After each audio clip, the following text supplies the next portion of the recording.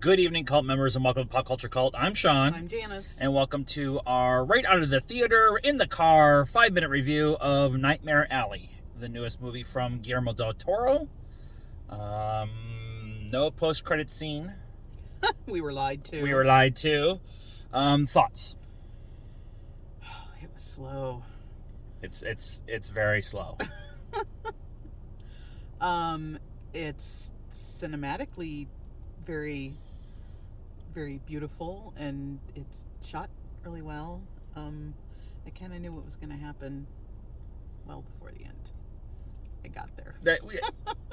I was leaving myself open to possibilities of him becoming a carny again, but it kind of happened. It is very slow. And Guillermo can be very slow at times in his storytelling, but you stick in it because of the weirdness of it all. And this one just didn't feel like the weirdness was there.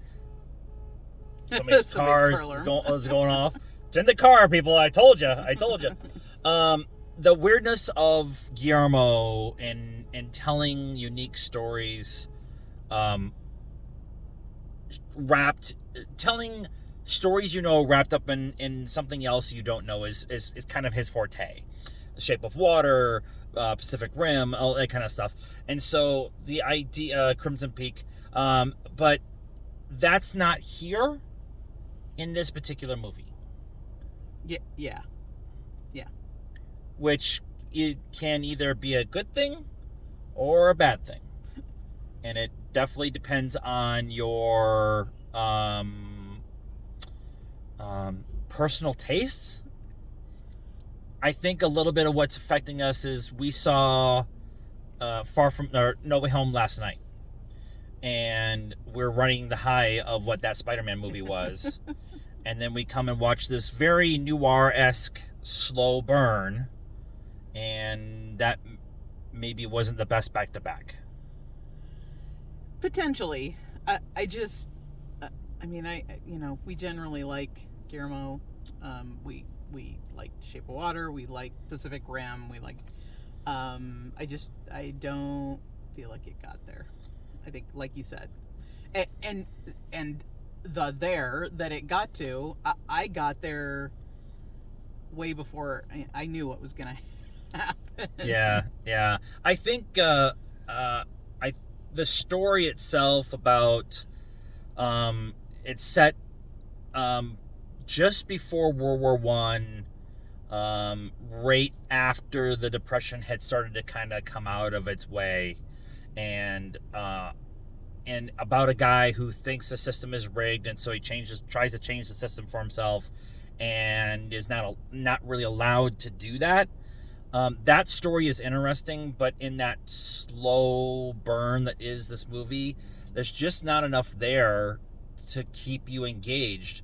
The people sitting next to us fell asleep. One person left. Yeah. And I'm not, and my score is going to be higher because some of the shot composition that they did in this movie is really well done. Like, I would watch it again just for the cinematography, the lighting, the juxtaposition of being at the carnival out in the prairie in Kansas to the Manhattan suites in the late 30s, early 40s, and how they play with that idea is really kind of interesting. So, anything else? Score? I'm gonna give it 6 just because of the cinematography and stuff. Yeah, I'm gonna say 7. I was thinking 6.5, probably 7. I usually tend to be a little bit higher on my scores. That's fine, whatever. You're a softie. Definitely, you don't need to go see this in the theaters. You can wait for it to come out and understand that it's going to be a slow burn. Everybody's performances are amazing, especially Bradley Cooper. Bradley Cooper, you, my son, and an actor. Which I can't say because I'm not an actor. But he, especially the last probably 5 minutes of that movie. And everyone is in this movie. Yeah, there's a lot of that. Even the like bit part, people, you're like, yeah, okay. So Yeah. Guillermo went, hey, I'm you doing got this. 5 minutes? You want to be in my movie? Yeah, pretty much. I think that's what it was. So that is our thoughts on Nightmare Alley. Let us know what you thought of the movie and our reaction conversation about it in the comments down below. Please be nice.